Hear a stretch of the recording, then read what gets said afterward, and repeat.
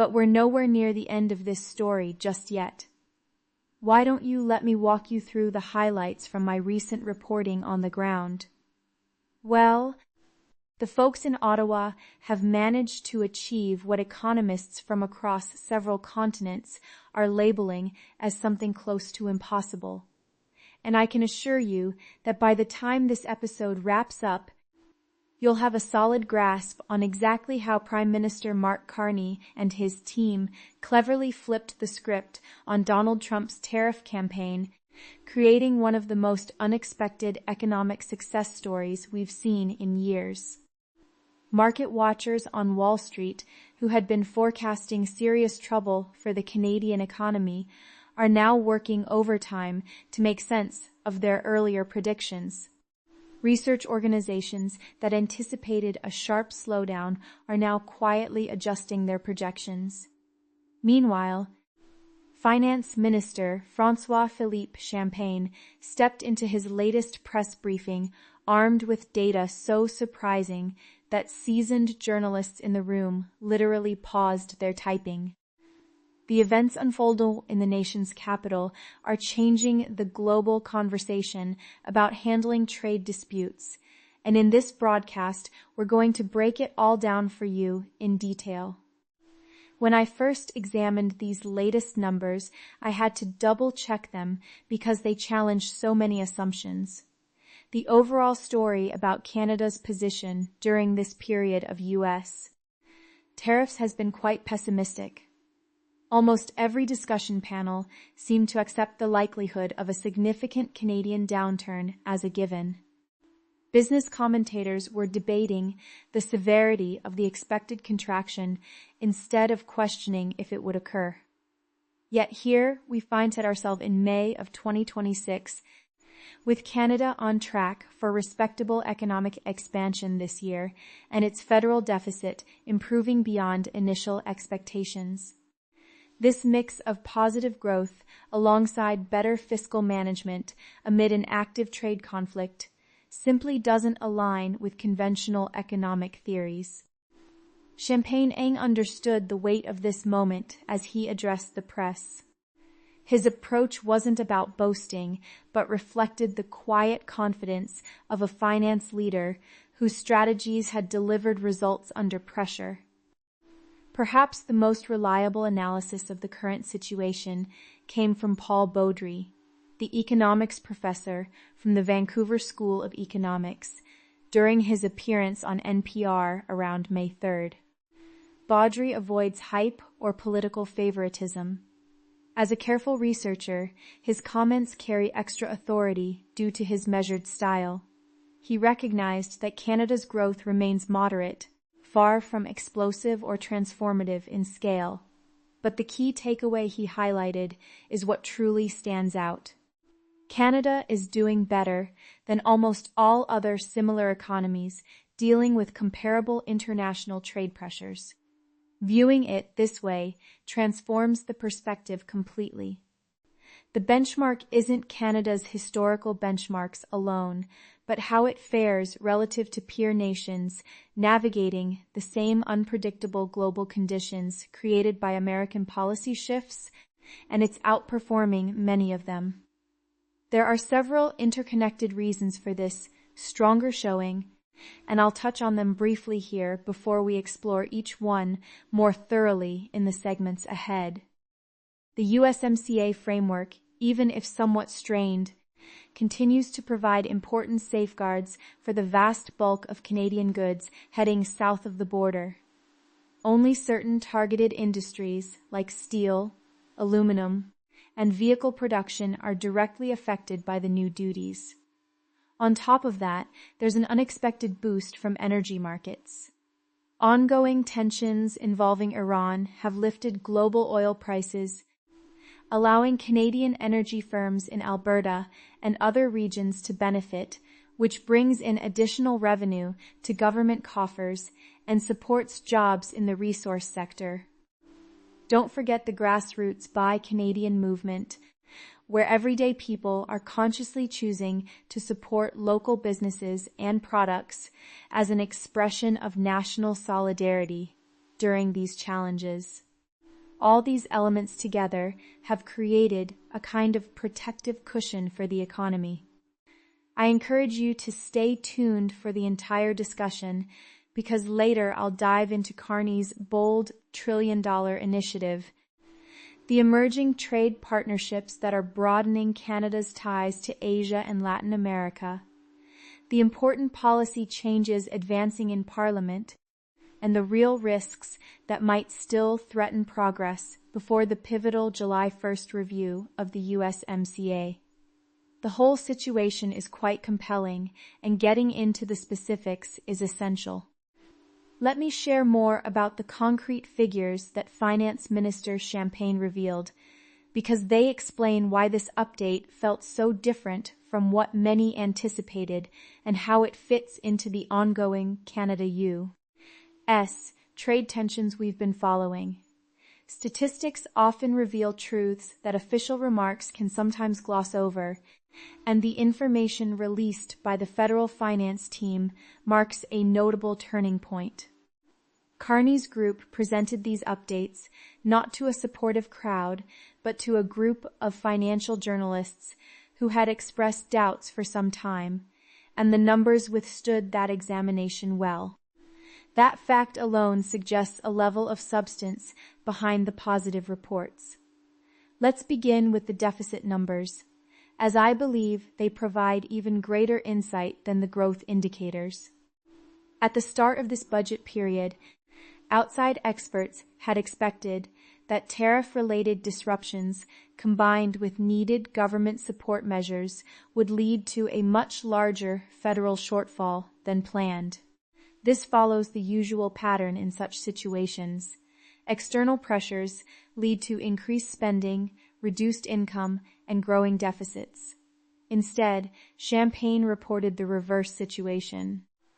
The deficit has come in lower than projected.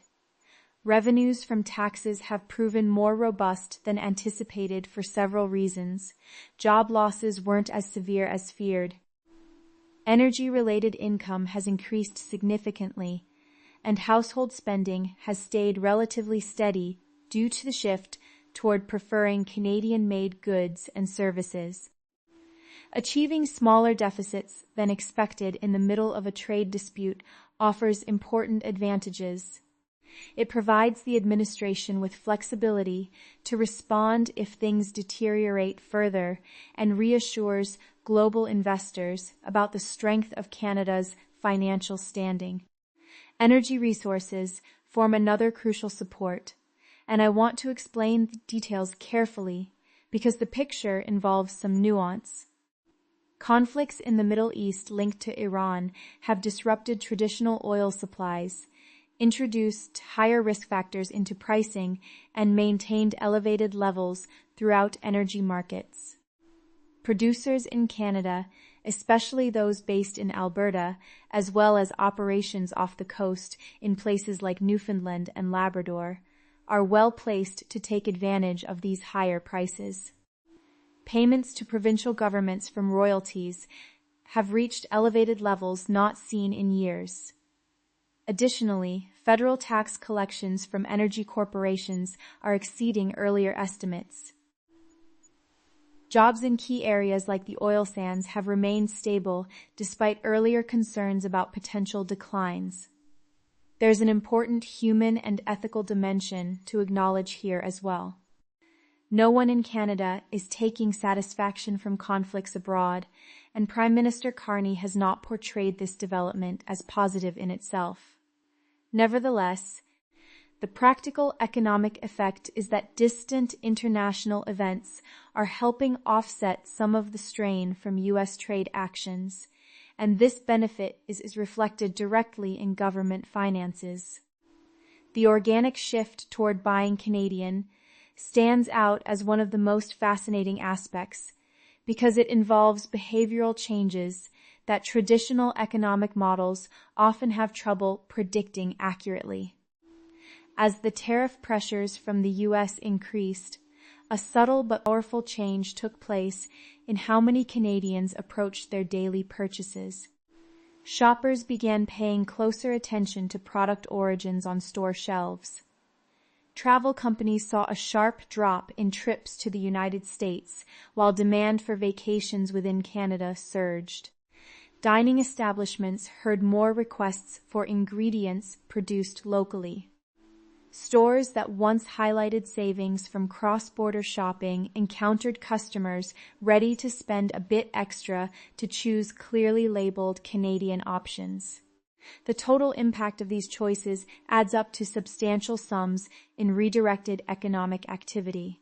Importantly, this wasn't some top-down government program, but a bottom-up response from families and individuals, making personal decisions that, when added together, have altered national spending habits in meaningful ways. Sectors such as hospitality, food production, local factories, and domestic tourism have gained from this widespread voluntary effort.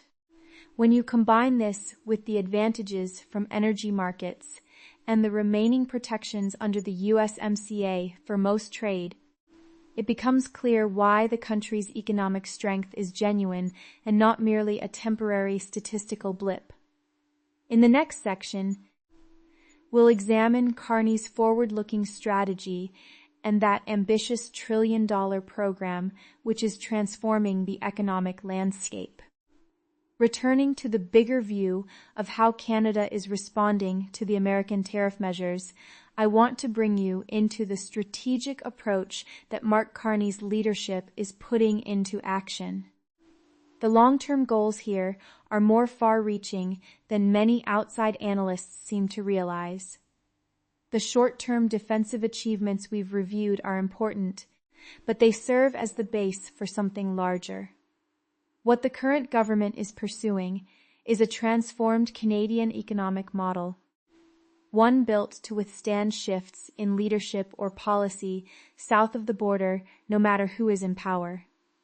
This strategic shift has been influencing decisions across various government departments, and its scope becomes evident when examining the scale of current commitments. The mention of $1 trillion is what makes the level of ambition stand out so clearly. The administration has pledged to direct $1 trillion in total funding from both public and private sources over the coming 5 years.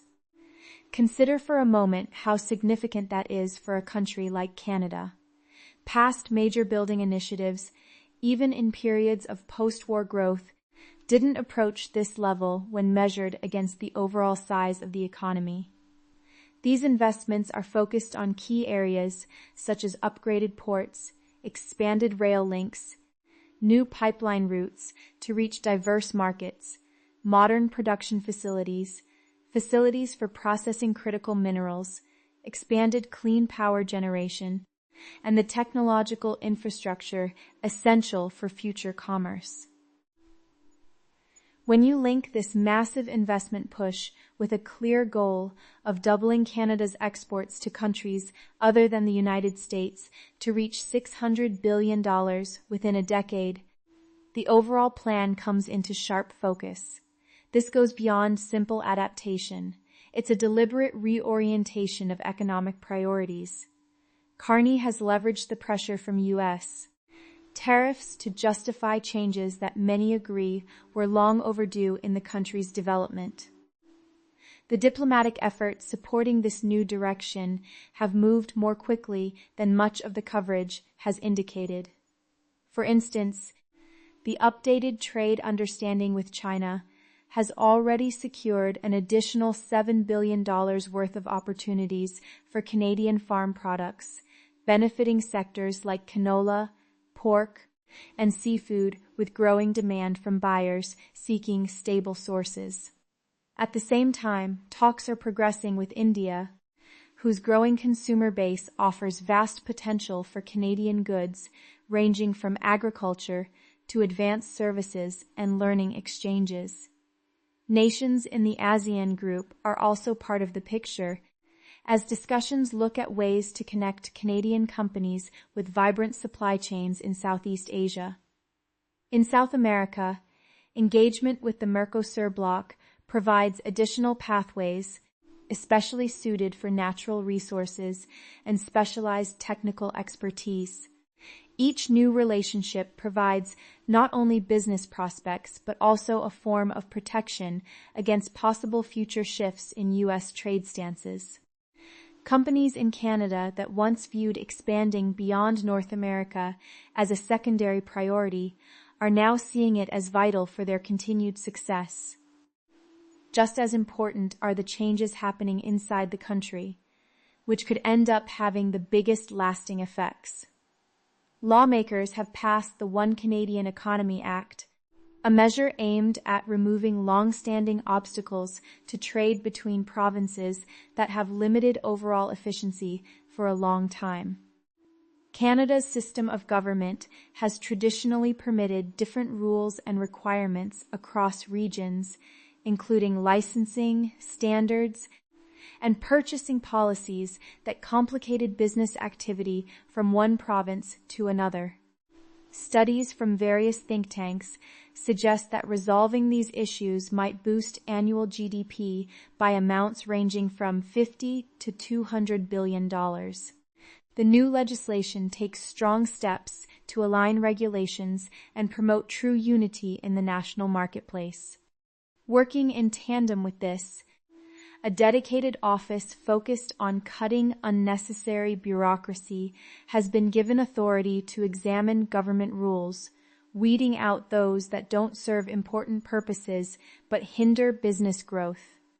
Together with the large-scale funding commitments, the push for new international markets, and strengthened ties with partners like China and fast-growing economies, this represents the creation of a fresh economic framework for the nation. How well it holds up against upcoming political and external challenges will set the course for Canada over the next many years. Now let's turn our attention to the potential pitfalls. I believe it's essential to address the real challenges facing this Canadian economic narrative, because responsible analysis means acknowledging weaknesses, and the Carney team faces several areas where current momentum could falter. The finance minister has avoided any claims of complete success in his public remarks, which indicates awareness of ongoing issues within the department. Certain recent events stand out as warning signs, because they point to areas where stability might be most fragile, and any of them has the potential to undermine the advances we've reviewed so far. The choice by Air Canada to withhold its full projections for the rest of 2026 serves as one of the clearest corporate warnings so far. When a major national airline decides against providing forward-looking estimates, it signals that their internal forecasts have too much uncertainty for public disclosure. They specifically mentioned rising costs for aviation fuel, which have increased dramatically since earlier in the year, largely due to the very same Middle East developments boosting energy revenues elsewhere. This creates an interesting tension at the center of the current situation. The international events aiding resource industries are creating higher expenses for transportation, farming operations reliant on fuel, and any businesses with heavy energy needs. Another indicator comes from Canadian Pacific Kansas City, the large railway company formed by the combination of previous rail networks, which has seen reduced revenues connected to softer conditions in shipping markets. Softening demand and pricing in freight transport suggests that overall movement of goods is slowing, a trend that typically works its way through to other parts of the economy. The manufacturing of automobiles stands out as potentially the most significant area of exposure for the entire Canadian system, and the reasons involve complex supply dynamics. Over many years, the auto industry here built highly integrated production lines with partners in the United States, where parts often cross the border several times before final assembly. The specific tariffs applied to this industry have interrupted those established patterns, and protections from the existing trade agreement haven't completely prevented the impacts. Facilities in Ontario have had to adjust operations and schedules. Component suppliers working with narrow profit levels are dealing with added costs that put their futures at risk. A number of major manufacturers are reviewing their Canadian operations with extended timeframes in mind, considering if ongoing commitments remain viable should tariff levels stay in place. While the government has introduced some targeted assistance programs, public funds can't entirely overcome the fundamental changes to competitiveness caused by duties on products assembled for the U.S. market. This remains the most sensitive part of the overall economic picture. The critical near-term factor revolves around the upcoming July 1st milestone for the USMCA agreement, and it's worth explaining its importance clearly. This date marks a scheduled review point for the pact, and the results will largely shape the future direction of trade relations across North America. President Trump has taken varying stances on the agreement throughout his time in office, moving between calls for complete renegotiation and suggestions of possible exit, creating uncertainty that has complicated planning for businesses in many fields. Should the review preserve the current structure, even with some imperfections, it would provide the stability Canada needs to continue its diversification efforts under Carney. However, if the deal is abandoned or modified in ways that disadvantage Canada, many of the positive developments we've discussed could face serious setbacks all at once, particularly affecting auto production, farm exports, and overall confidence among consumers. The message of economic strength coming from Champagne is backed by the latest available information, but the following couple of months will show if this resilience can endure what might be the toughest challenge yet for the current leadership. As we draw this review of Canada's notable economic performance despite U.S. tariff pressures to a close, I'd like to share some concluding reflections on what this case illustrates about contemporary trade disagreements in general. We've looked at the fresh data points, the bigger strategic aims, the international outreach, and the areas of real concern. At this point, certain broader lessons are coming into view. The Carney administration has achieved results that challenge standard ways of thinking about these situations, and those outcomes offer takeaways that extend far past Canada's situation. Leaders in other nations of similar size are paying close attention because the approach being developed in Ottawa could serve as a model for countries dealing with economic leverage from bigger trading partners in the future. The most significant lesson from the recent finance minister's update and the actual conditions on the ground is that lasting strength comes from having several reinforcing elements working together instead of relying on one key decision. Canada has navigated the initial stages of this trade situation effectively thanks to the remaining safeguards in the USMCA, covering the bulk of exports, thanks to added income from energy sources connected to separate world events, thanks to citizens naturally favoring domestic options in their buying habits, thanks to simultaneous efforts by the national government on both short-term support and long-term rebuilding, and thanks to cooperation in Parliament that allowed long-delayed internal improvements to move forward. Because there are so many separate pillars of support, problems with any one of them don't necessarily bring down the whole effort. This kind of layered strategy offers valuable ideas, and I anticipate that researchers will examine the Canadian experience closely as an example of how mid-sized economies can manage tensions with larger ones while preserving their independence. Looking forward, the main issue will be whether Carney can keep the necessary support in place to carry this plan through the political difficulties that are sure to arise. Large investment programs on this scale depend on continued collaboration between national and regional governments, which has historically been challenging to maintain consistently. Reaching those ambitious export goals to non-U.S. markets will require steady commitment to relationships that develop gradually over time. Making the internal market reforms work relies on officials in different areas implementing changes cooperatively and effectively. And at every stage, the unpredictable nature of decisions on tariffs from the U.S. side will create ongoing political distractions that might interfere with otherwise solid economic planning. Given Carney's experience in financial leadership and central banking, he likely appreciates the steady focus needed, yet knowledge by itself isn't enough to guide a country through demanding periods. The public's willingness to stay the course will be crucial, and citizens will have to keep backing the strategy even during periods when results in certain months or industries fall short of hopes. I want to thank you genuinely for joining us for this in-depth look at the surprising developments in the Canada-US tariff situation.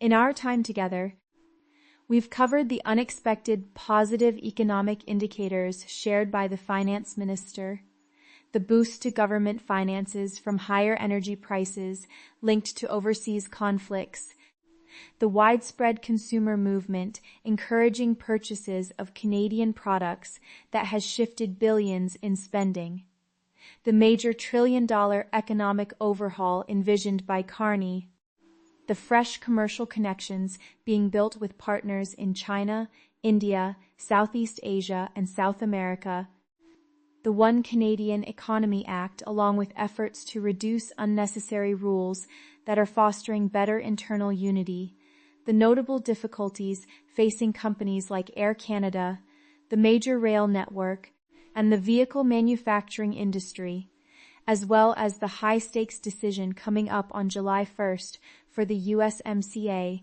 that could reshape trade throughout the continent. Events will continue to develop rapidly in the days and weeks to come, with important decisions in both Ottawa and Washington likely to influence economic conditions across North America for a long time. If this discussion has given you clearer insight into the dynamics of the Canada-Trump tariff challenges, I hope you'll consider subscribing to Political Insight Live and turning on alerts for future episodes covering the biggest stories at the intersection of politics and economics. Your support helps us continue providing this level of detailed analysis, and your feedback in the comments helps guide us toward the topics you care about most. Keep learning, keep questioning, and don't forget that often the most important developments are found beneath the surface of noisy news cycles. Thanks again for being part of the conversation this evening.